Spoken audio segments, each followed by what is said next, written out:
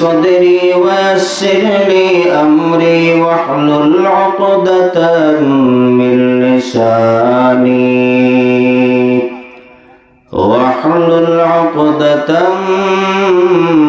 لساني يفقه قولي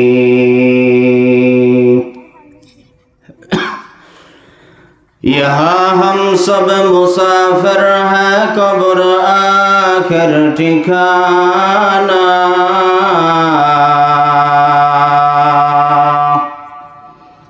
यहाँ हम सब मुसाफिर हैं कब्र आखिर ठिकाना कोई आगे रवाना है कोई पीछे रवाना कोई आगे रवाना है कोई पीछे रवाना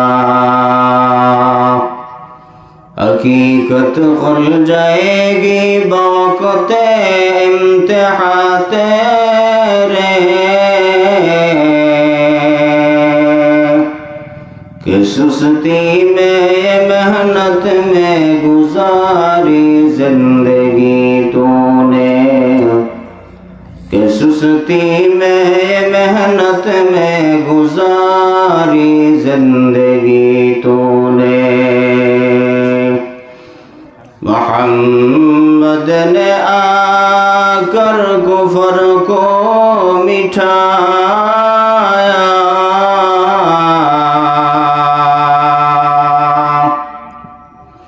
मोहम्मद ने आकर कुफर को मिटाया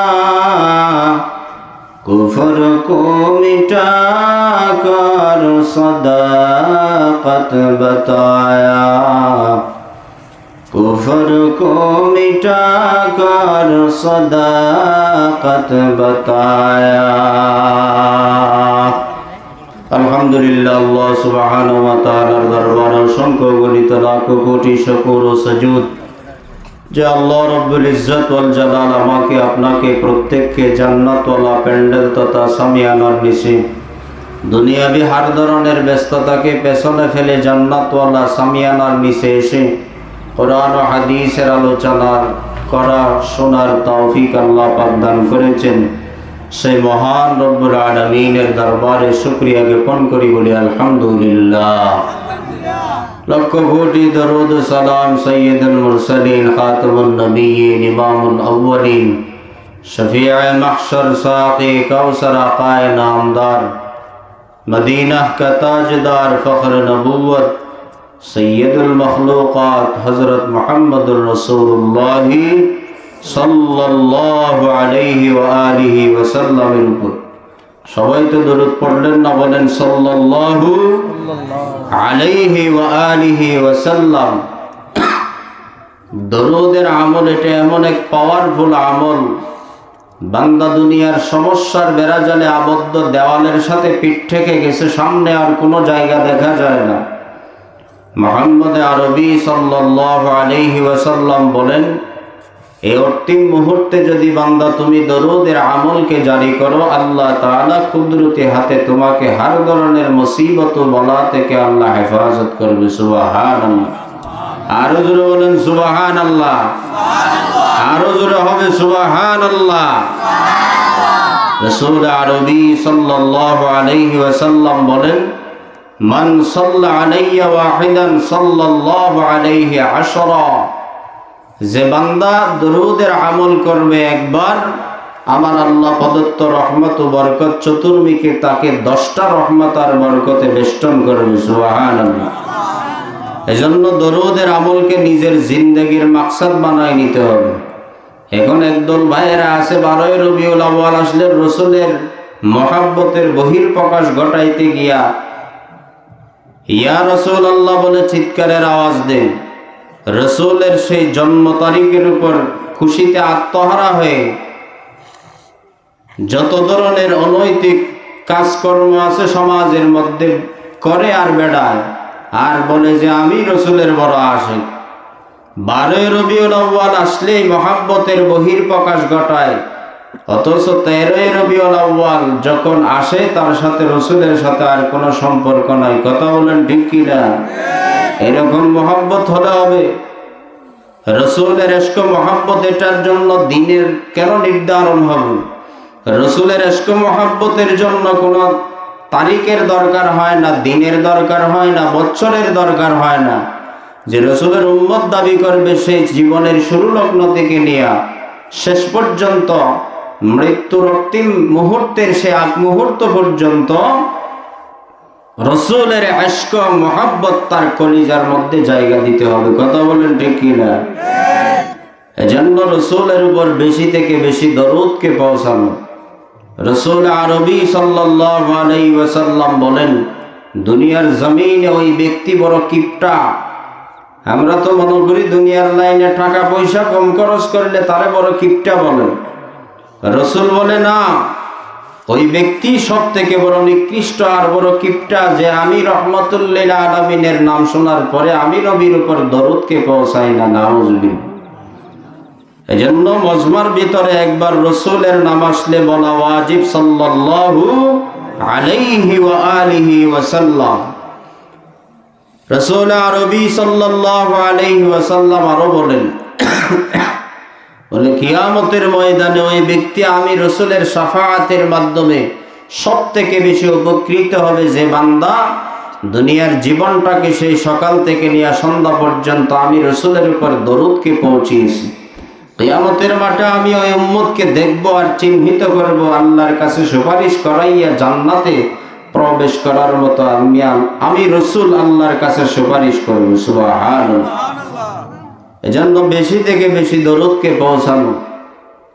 রাসূল আরবি সাল্লাল্লাহু আলাইহি ওয়াসাল্লামের উপর এমন একটা দরুদ আছে যে দরুদটা বান্দা দৈনিক 100 বার পাঠ করবে, রসুলের মহব্বত নিয়ে ইশক নিয়ে হতেও পারে সে ঘুমের ঘরে আমার নবী রহমাতাল লিল আলামিন দুই জাহানের বাদশার সাথে আল্লাহ মুলাকাত ঘটায় দিবে। সুবহানাল্লাহ। চান না রসুলের সাথে আমার সাথে সাক্ষাৎ হোক?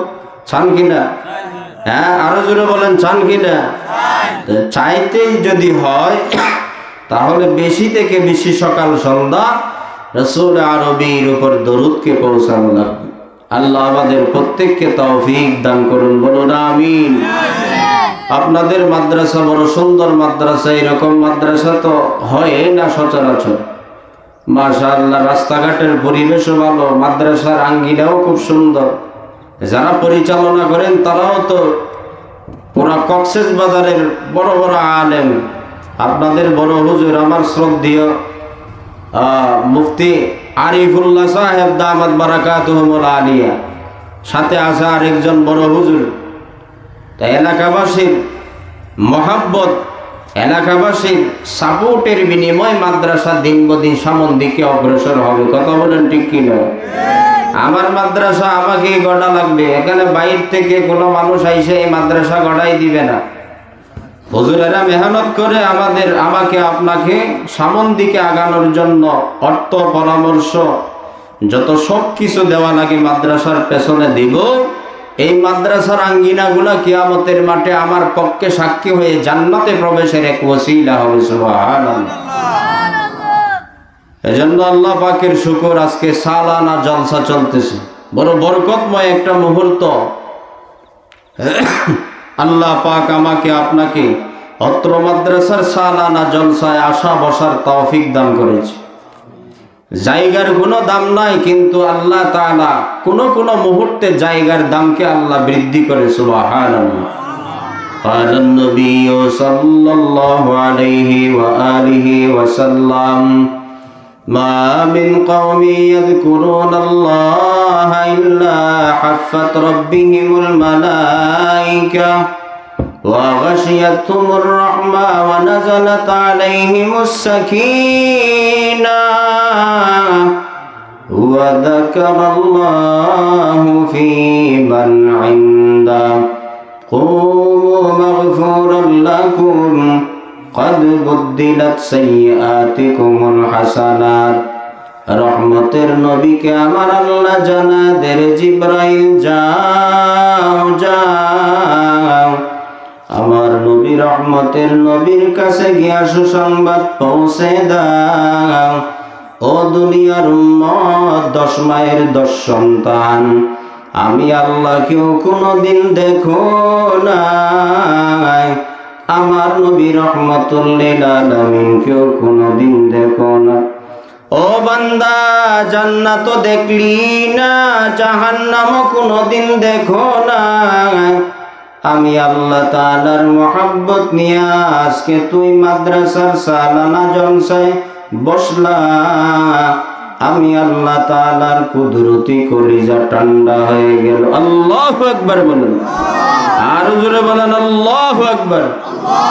আল্লাহ তাআলা বলেন, রে আমার ফেরেশতা তাকাইয়া দেখো, বনি আদমের সন্তান আমি আল্লাহরেও তো কোনোদিন দেখে না, আমার বান্দা জান্নাত দেখে নাই, আমার বান্দা জাহান্নামও কোনোদিন দেখে নাই। আমার বান্দা আমি আল্লাহরে না দেখিয়া আমার বান্দা জাহান্নামের আগুনকে বড় ভয় পায়। আমি আল্লাহ তাআলা খুশি হইয়া ফেরেশতাদেরকে পাঠায়া দিলাম,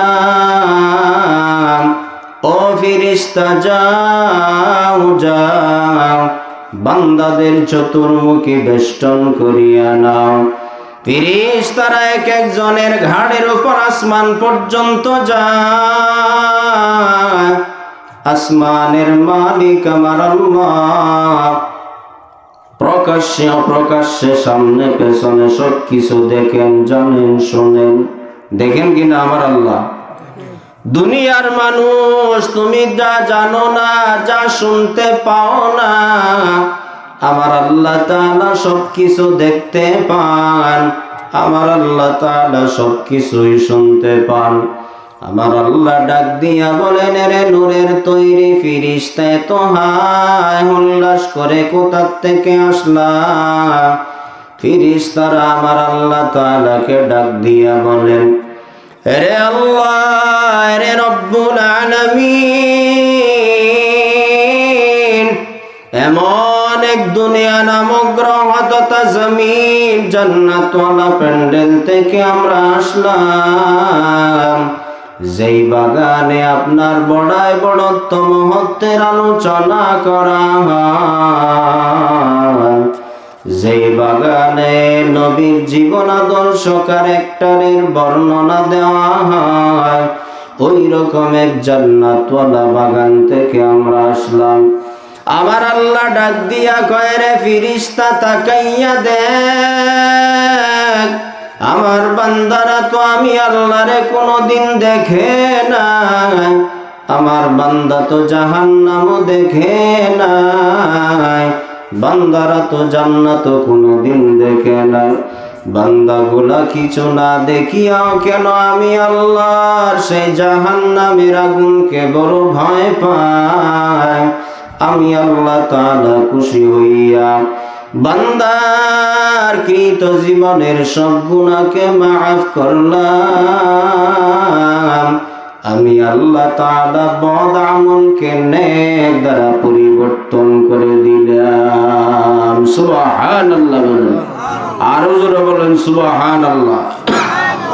আ'মাল সে বনতি হ্যায় জন্নত বি জাহান্নাম, अमालों से बनती है जन्नत भी जहन्नम, ये खाक फितरत में न नारी है न नूरी,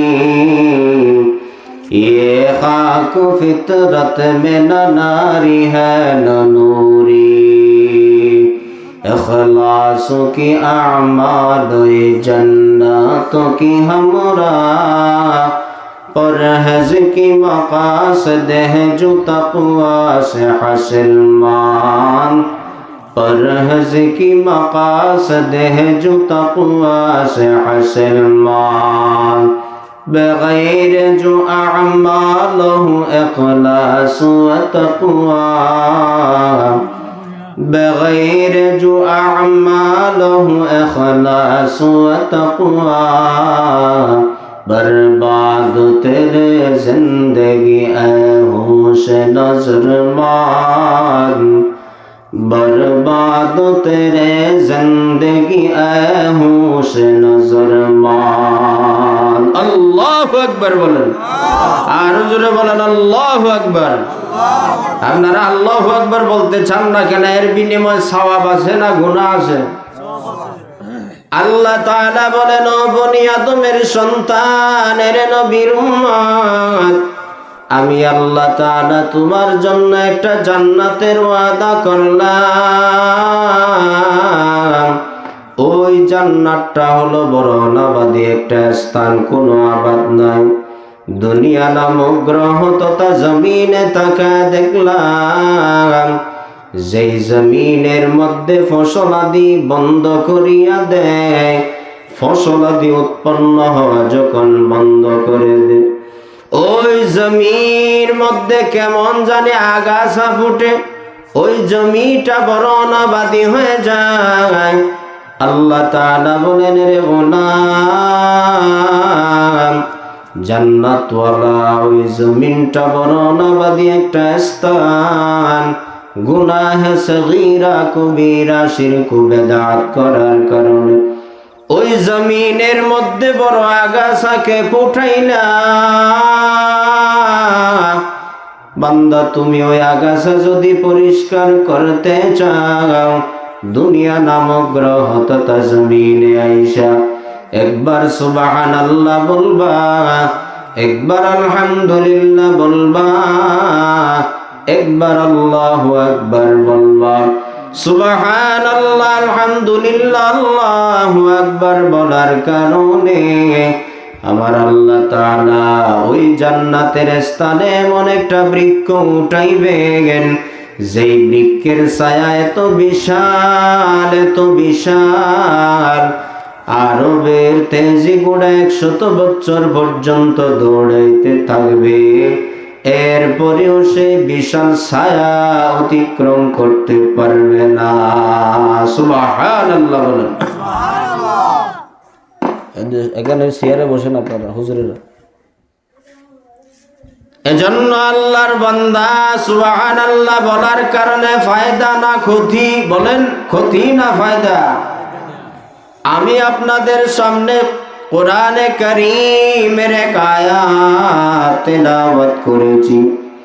আল্লাহ তাআলা বলেন, রে গোলাম, ইয়া আইয়ুহাল্লাযীনা আমানুস্তাঈনু বিস-সাবরি ওয়াস-সালাহ ইন্নাল্লাহা মা'আস-সাবিরিন।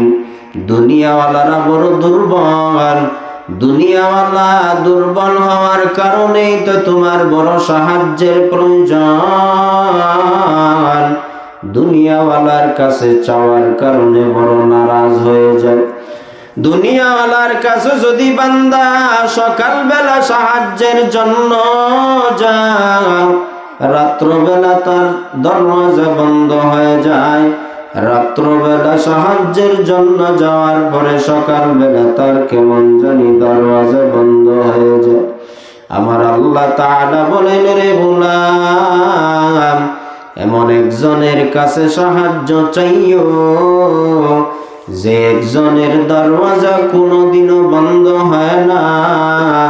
সে একজনের নাম হলেন আমার আল্লাহ। কথা বলেন ঠিক কিনা? আবার আল্লাহ তাআলা বলেন, ইয়া আইয়ুহাল্লাযীনা আমানুস্তাঈনু বিস-সাবরি ওয়াস-সালাহ ইন্নাল্লাহা মা'আস-সাবিরিন। বান্দা, তোমার সাহায্যের প্রয়োজন, দুনিয়াওয়ালার কাছে চাইলে বড় নারাজ হয়ে যায়, কারণ দুনিয়াওয়ালার খাজানায় বড় অভাব। আমি আল্লাহ তাআলা তো এমন কুদরতওয়ালা রব, আমি আল্লাহর খাজানায় কোনো অভাব নাই। এজন্য বান্দা, তুমি আমি আল্লাহর কাছে সাহায্য চাও। সাহাবায়ে কেরাম রহমাতুল লিল আলামিনকে ডাক দিয়া বলেন, রে রহমতের নবী আমার, আল্লাহ তাআলার কাছে যদি আমরা সাহায্য চাই, তাহলে ওই সাহায্য পাইতে গিয়ে আমাদের কি গুণ অর্জন করা লাগবে? রহমতের নবী ডাক দিয়া বলেন, রে সাহাবায়ে কেরাম শুনিয়া নাও, জাদ্দিদু ঈমানাকুম। কিলা ইয়া রাসূলাল্লাহ কাইফা নুজাদ্দিদু ঈমানানা? ক্বালা আকসিরু মিন কওলি লা ইলাহা ইল্লাল্লাহ।